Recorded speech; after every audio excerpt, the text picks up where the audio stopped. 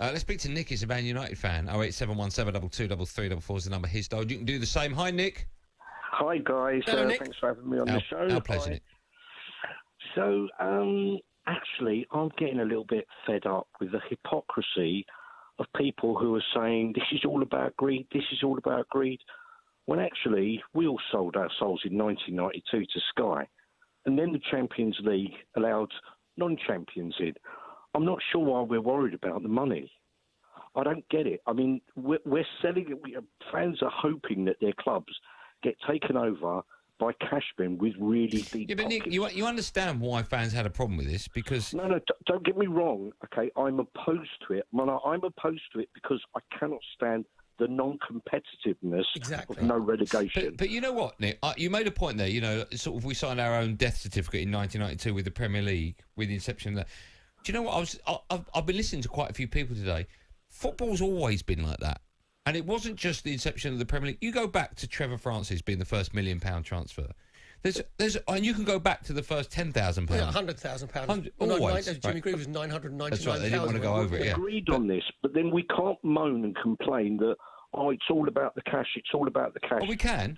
The days of the beautiful game, they went a long time ago. It's a business. The only thing is, Nick, I agree with you because I said on Sunday about the Premier League coming out and having a real harsh statement. I said, well, when they condemn you, you know you're going down the wrong road because they broke away, didn't they, from the Football League? Similarly. Yeah, but with the Premier League, what they have done better than the other leagues is they're still the relegation promotion, but they distribute the money better than what it does in the other league. So that's why the Premier League is more competitive than the Bundesliga, more competitive than Serie A. It's also telling that we have way more professional leagues in England than any other. I mean, you know, you go to Italy or Germany or Spain, and when you're talking about third division, it's semi-professional. Yeah, they're part-time, yeah. Nick, let me ask you this. I hear the phrase, you know, it's a business now. Why do you have a problem with that? I mean, everything's a business now, isn't it? I don't have a problem with it at all. What I object to is all the hypocrisy I've heard about the knee-jerk reactions. I'll be honest with you, the Everton statement this morning, I know it was applauded, okay, but they were recently taken over by the businessman who spoke out. Moshiri. And why? Yeah, that's right. And why were they taken over? Because they needed money. There was nothing beautiful about their sale. They needed money. They wanted to buy a stadium. They wanted to compete. They wanted to buy more players. It's nothing to do with the beautiful game. It was about money. But at least they didn't want a ring fence. Yeah, you said compete there. Yeah, that's it. I've already said that I'm totally opposed to the idea. I'm a United fan. Okay, it would be more money. You know, and let's face it, we've played some real non-entities in the Europa League the last couple of years. Would I rather watch some mid-table team from Austria or us play Juventus? But under those circumstances where there's no relegation, no, I'm not for it at all. But this, you know, let's be honest, Everton can take a stand like that. If they had been asked to join one of the 12, I wonder what their reaction would be. I heard a statement from Blackburn saying that, you know, money's ruining it. Hello, does anybody remember Jack Walker? Yeah. They were the original spenders.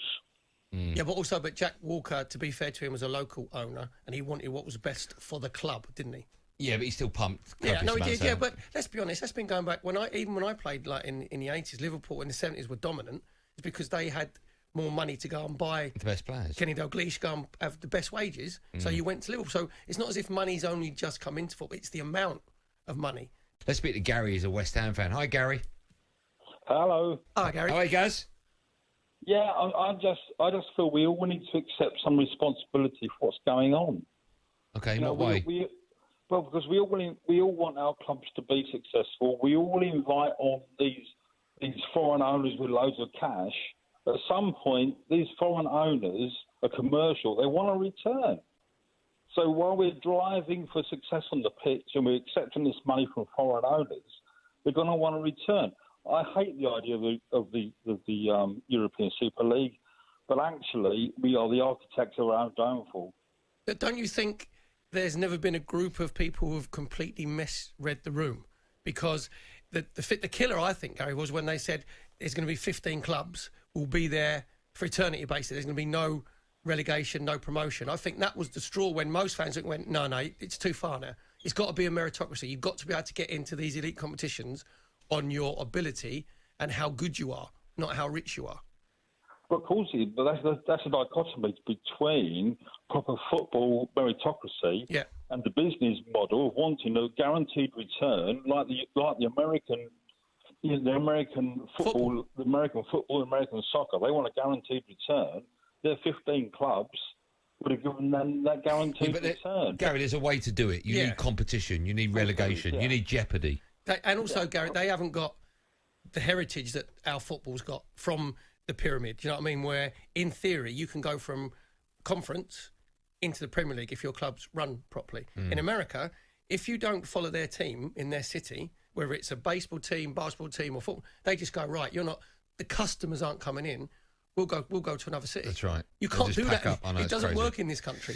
Nick's a Man United fan. He's up next. 08717 223344 is the number to dial if you want to have your say on talkSPORT. Hi, Nick. Hi, are you okay? Hello, Nick. Good, very well. Cheer up, Nick. We won, Nick. We've won.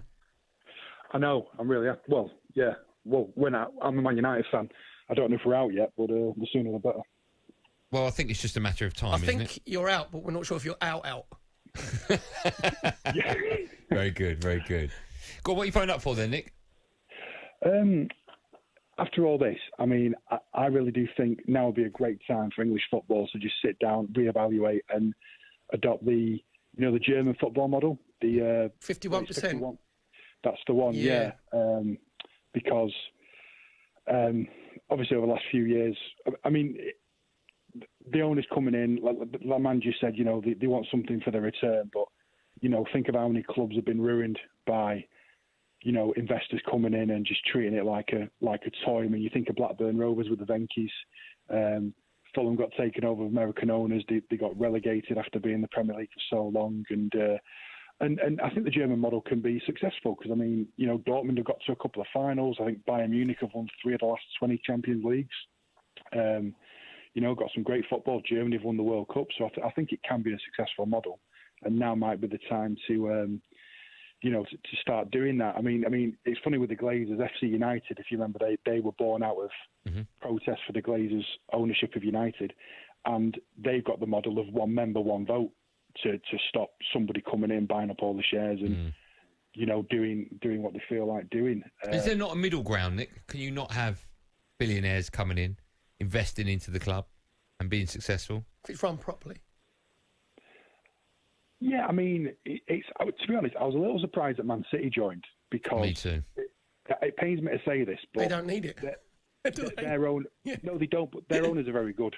They are good. They've done a lot. All the stuff they've done around the City of Manchester Stadium, the community, all the things they do. They've done really well. Why they decided to do this was I was a little surprised, but. But 49%. I mean, 49% of a massive football club like Manchester United. That's a lot of money. So even if you did invest with 49%, and I like what you said before about the English fans as well, because I completely agree with you. I can understand why the Spanish and Italian teams might do this because Juve have won the last 9 titles.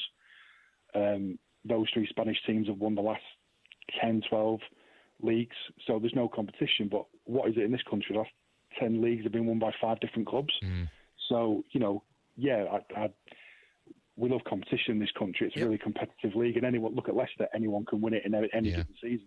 And that's what we love about it. Thanks for your call, Nick. Let's speak to Paolo, a Man City fan. Hi, Paolo. Hello. Hello, Paolo. Off you go.